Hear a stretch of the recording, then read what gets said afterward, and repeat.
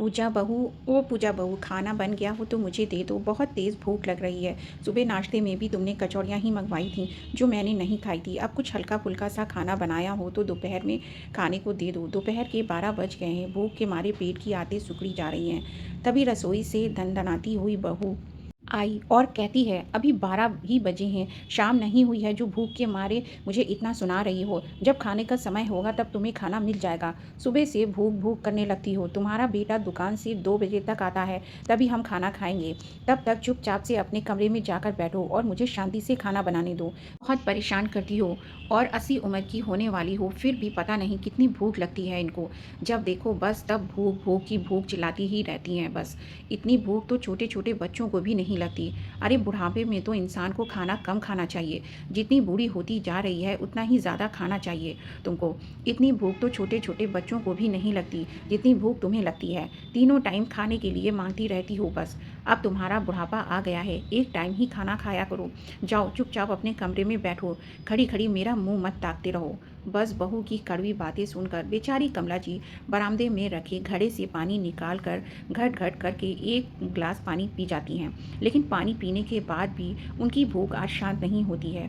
पेट को पकड़कर वह कमरे में जाकर बैठ गई, लेकिन आंखें घड़ी पर ही टकटकी लगाए बैठी हैं। कभी घड़ी को देखती हैं तो कभी दरवाजे की तरफ देखती हैं कि बेटा आज जल्दी आ जाए तो हमें खाना भी जल्दी खाने को मिल जाएगा। लेकिन बेटा भी अपने समय से पहले नहीं आया। पूरे 2 बजे अपनी दुकान से दोपहर में खाना खाने के लिए आया। जब बेटे ने खाना खा लिया तो कमला जी अपने कमरे से निकल कर आई। बहू से बोली, बहू अब तो खाना दे दो, अब बेटे ने भी खा लिया है। रसोई से बड़ी अच्छी खुशबू आ रही है। आज क्या बनाया है तुमने खाने में? मैंने तो छोले भटूरे बनाए हैं जो कि तुम खा नहीं सकती हो, क्योंकि तुम्हें डॉक्टर ने सादा खाना खाने के लिए कहा है।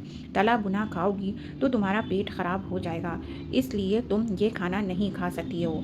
बहू, सुबह ही तुमने कचौड़ियाँ मंगवाई थी जो मैं नहीं खा पाई, और दोपहर में भी तुमने तेल मसाले वाला खाना बना लिया। अब बताओ मैं क्या खाऊंगी?